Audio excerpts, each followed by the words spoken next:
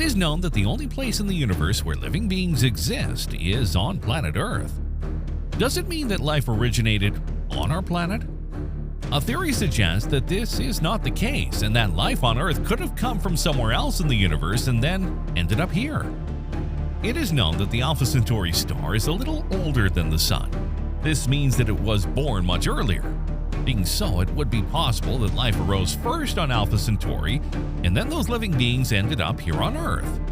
What does science say about this hypothesis? Keep watching to find out.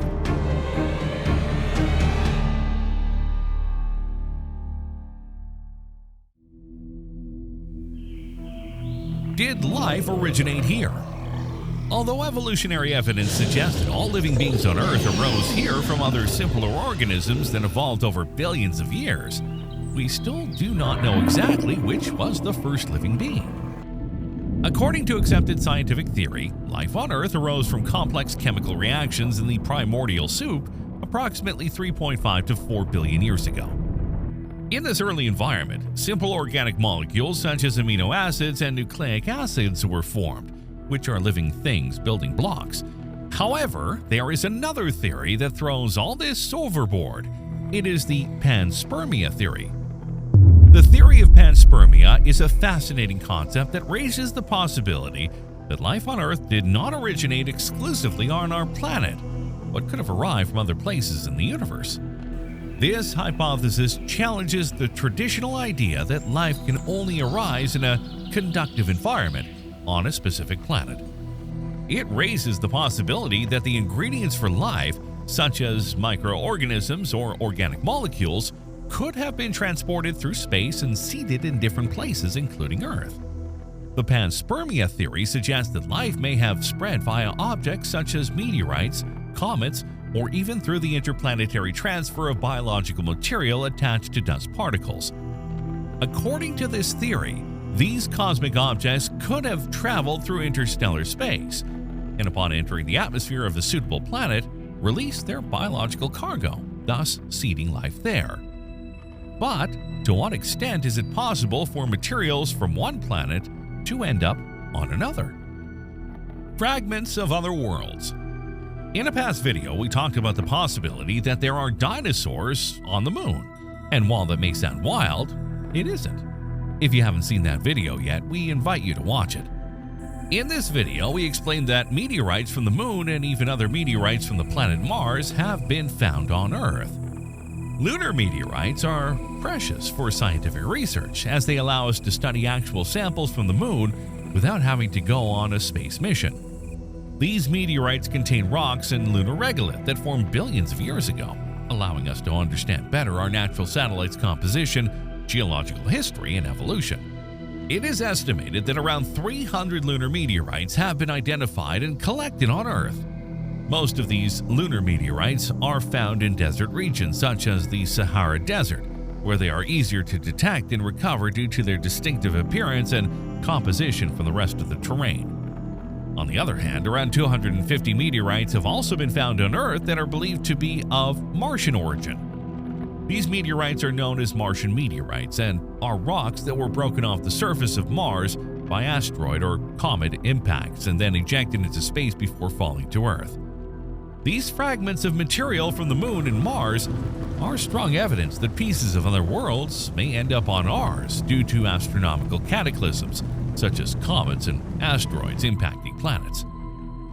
Is it possible that billions of years ago, a piece of rock with microorganisms from Alpha Centauri collided with our planet and thus deposited the first living beings that would give rise to all the species that have existed on Earth? Extremophile organisms. One of the leading proponents of the Panspermia Theory was the British scientist Sir Fred Hoyle, who proposed the idea in the 1980s.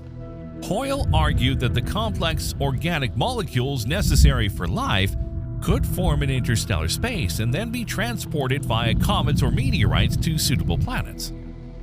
One reason supporting the theory of panspermia is the ability of extremophile microorganisms to survive in extreme conditions. Such organisms can withstand cosmic radiation, extreme temperatures, and vacuum conditions in space. This suggests that if these microorganisms are protected within a cosmic object, they could survive for long periods and eventually reach a habitable planet where they can thrive. In addition, studies have been carried out that support the possibility that microorganisms can survive space travel. In laboratory experiments, conditions in space have been simulated, and it has been shown that certain organisms can survive radiation and a vacuum. This suggests that life might be able to travel between planets and seed itself in environments suitable for its survival. Recent discoveries have also provided additional evidence in favor of panspermia. For example, organic compounds have been found in comets and meteorites, supporting that these objects may contain the components necessary for life. Furthermore, amino acids and other building blocks of life have been detected in interstellar clouds, suggesting that the precursors of life are present in space. However, a piece of rock with microorganisms that leave one planet and ends up on another is one thing. But could asteroids travel for billions of years from one star to another?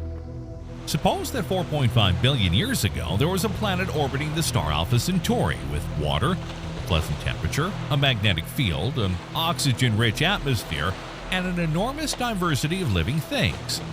But one fateful day, a giant asteroid hit that planet, expelling into space pieces of that planet which contained inside extremophile organisms capable of living for millions of years in outer space, without water, without oxygen, or solar radiation, feeding only with the compounds of the asteroid in which they were contained.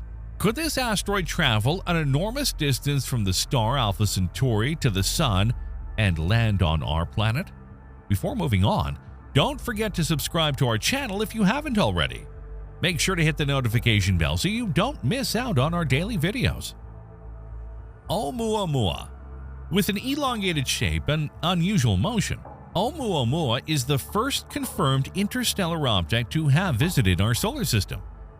The Pan-STARRS 1 telescope in Hawaii detected this object in October 2017, and its name, which means messenger in Hawaiian, reflects its interstellar origin. It is estimated to be around 800 meters long and only 80 meters wide, making it an elongated and unique-looking object. Oumuamua's most intriguing feature is its strange movement. As it passed close to the Sun, it showed a non-gravitational acceleration, which could not be explained by the Sun's gravity alone. This has led to various theories and speculations about its nature and origin. Some scientists have suggested that Oumuamua could be a natural object, possibly an asteroid or a fragment of a planet in another star system. However, its elongated shape and unusual movement had led to other, more fascinating hypotheses. Some have raised the possibility that Oumuamua is an alien space probe or even an alien solar sail. So far, no conclusive evidence has supported the idea that Oumuamua is an alien probe. However, the researchers continue to analyze the data collected during their brief visit to learn more about its composition, structure, and origin. Oumuamua's observation time was limited due to its speed and trajectory, making it difficult to study in detail. Despite this, spectroscopic measurements suggest that its surface is covered in a rocky layer similar to some asteroids in our solar system. The exact nature of Oumuamua remains an enigma. While their visit has aroused interest in the scientific community and generated passionate debate, no definitive conclusion can be reached about their origin or purpose. Despite the uncertainties, the discovery of Oumuamua raises the question again. Is it possible that fragments of planets from other solar systems end up in ours? From what we have seen, the answer seems to be yes. In this sense, is it possible that an interstellar asteroid coming from an exoplanet in Alpha Centauri, loaded with extremophile organisms, could travel from that distant star to our planet billions of years ago? Or not? Are there exoplanets in Alpha Centauri? The idea that life could have arisen first on Alpha Centauri and then on Earth sounds extraordinary, fascinating, and exciting. But what does science say about it? Alpha Centauri A and B are older than the Sun. However, to the present date, we have not yet found any exoplanets in these two stars. What about Proxima Centauri? This star is also older than the Sun and is the only one of the three where we have found exoplanets. This star has the closest exoplanet to our solar system, Proxima b, an exoplanet that we have already talked about a lot on this channel. It is a world bigger than Earth. Still, it could have conditions favorable for life because it is in the habitable zone and has enough mass to retain an atmosphere and the temperature to have water in liquid state. Is it possible that in the past, this exoplanet had a much friendlier environment for life and had vast ecosystems full of forests and all kinds of living beings?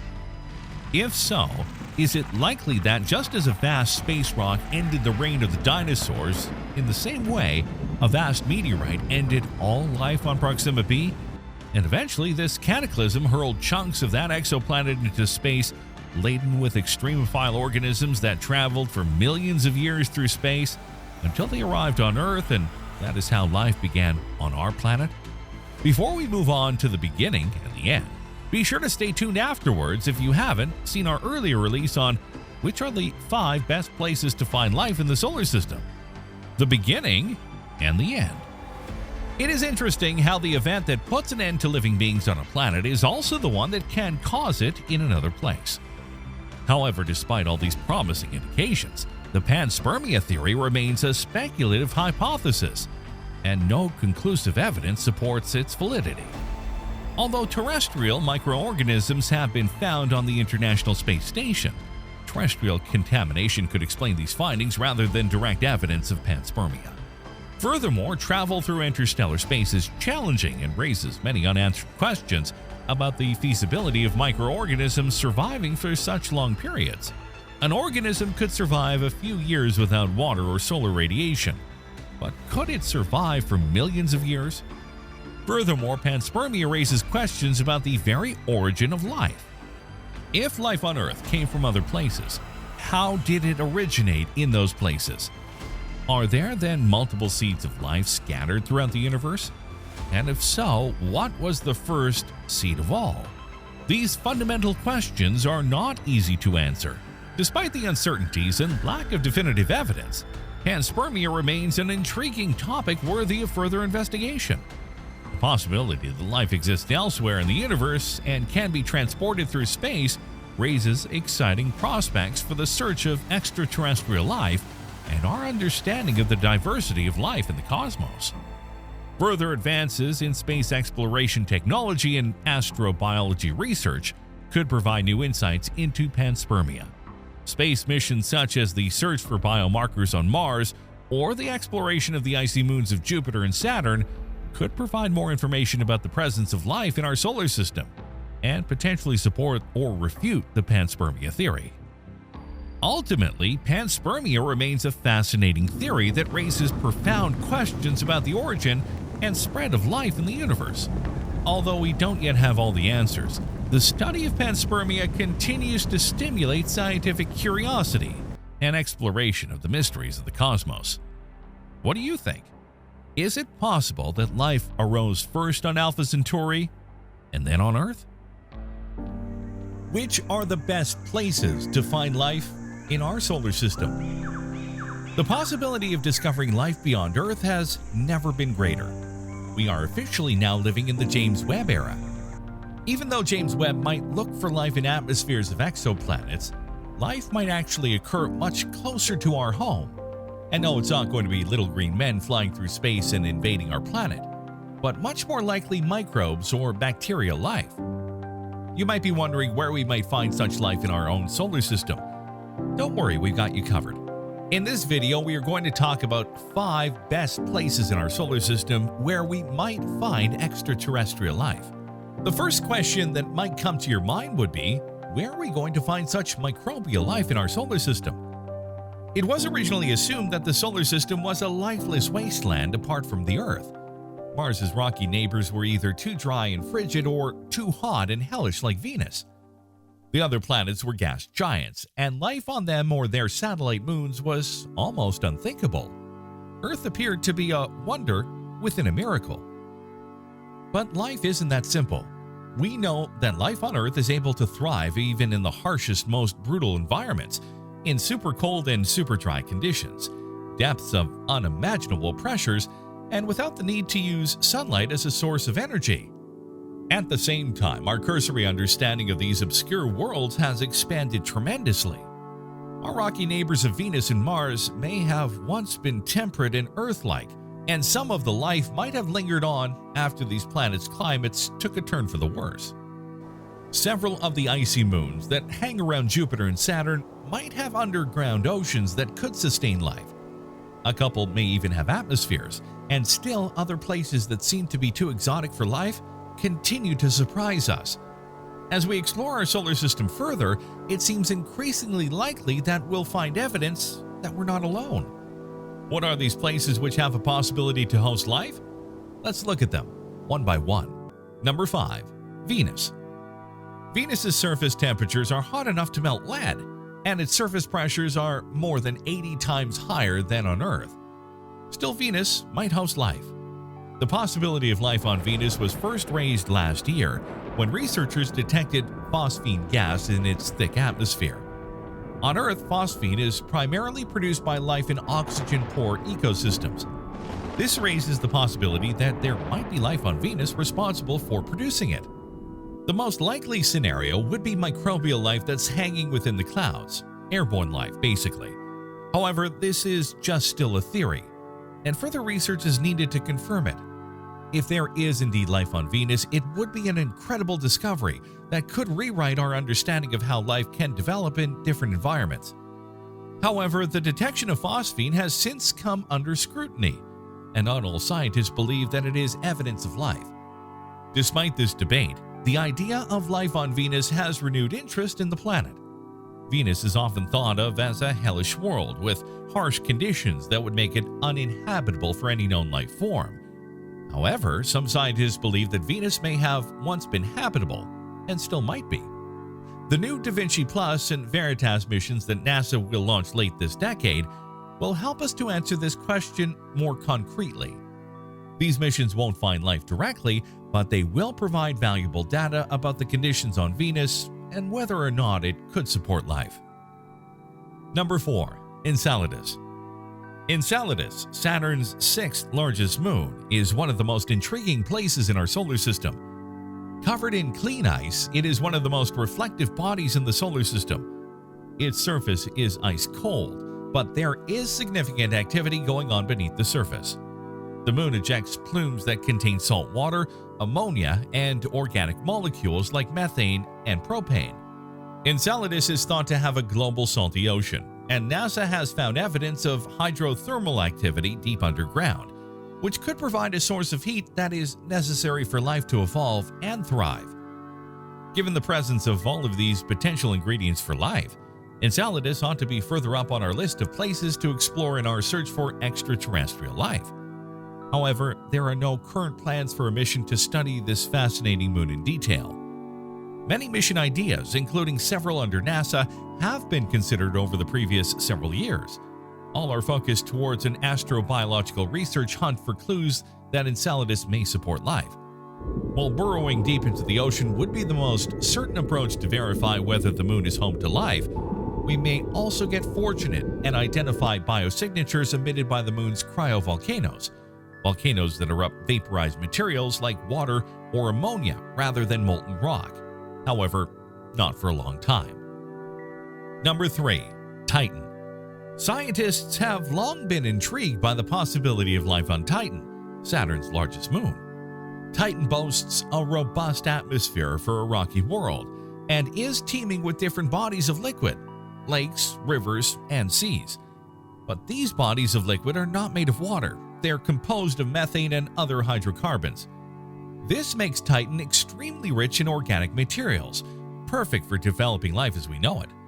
Additionally, Titan may also have a subsurface ocean of water, though this has yet to be verified.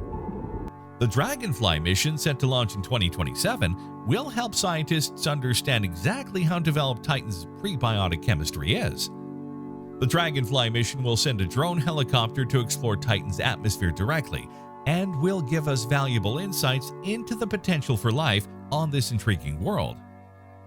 After the atmospheric entry probe Huygens landed on Titan in 2005, scientists were surprised to find a complex world with dim sunlight, a surface of icy grains and rocks, and evidence of possible subsurface liquid water. These conditions make Titan a strong candidate for habitability. even though it is much colder than Earth. Some studies have proposed that amino acids and nucleotides, the building blocks of RNA and DNA, can be formed without liquid water by using the chemicals available in Titan's atmosphere. These findings suggest that there is a possibility of life on Titan, even though the conditions on the surface are harsh. Unfortunately, Titan's chemistry and habitat still lack many of the prerequisites for terrestrial life. Thus, if life exists on Titan, it would have to be unlike any creature found on Earth. Number 2. Mars. The search for life on Mars has been a high priority for planetary scientists since the 1950s. The Curiosity rover, which is currently exploring Mars, has found strong evidence that the planet was habitable in the past. It also had a robust atmosphere back then. The presence of liquid water is essential for life as we know it, and Mars had lakes and rivers of water on its surface billions of years ago. Although the Martian atmosphere is now too thin to support life, it is possible that life could still exist underground. Radar observations have shown that there are likely to be reservoirs of liquid water a few kilometers below the surface, and this could provide an environment where life could thrive. The samples that the Perseverance rover will bring back to Earth will give us a better idea of whether there is current life on Mars, and if so, what it might look like.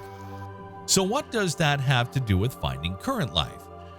Well, if there are signs of ancient life, it is possible life on Mars still exists. Probably not on the surface, but maybe underground. There have already been a few big studies that have used radar observations to show that reservoirs of liquid water probably exist a couple of kilometers below the surface. Hence, further research needs to be directed towards verifying the findings of these studies in order to ascertain the presence or absence of current Martian life forms. We've discovered bacteria on Earth that can survive in comparable environments, so it's completely feasible that something is also alive in those areas of Mars. It will be quite tough to get down there, but if we have cause to suspect that anything is hiding in these reservoirs, it will be all hands on deck to find out how to go there and see for ourselves. Number 1. Europa. Europa, the smallest of Jupiter's Galilean moons and somewhat smaller than Earth's moon, may be missed in favor of the more spectacular moons on this list. This inconspicuous moon, however, has the smoothest, solid surface of any known object in the whole solar system, hinting at the possibility of a massive underground ocean of liquid water. Europa is covered by a thick shell of ice, which hides a huge subsurface ocean. This ocean is heated by tidal forces, and the resulting internal circulation is thought to help replenish the icy surface on a regular basis.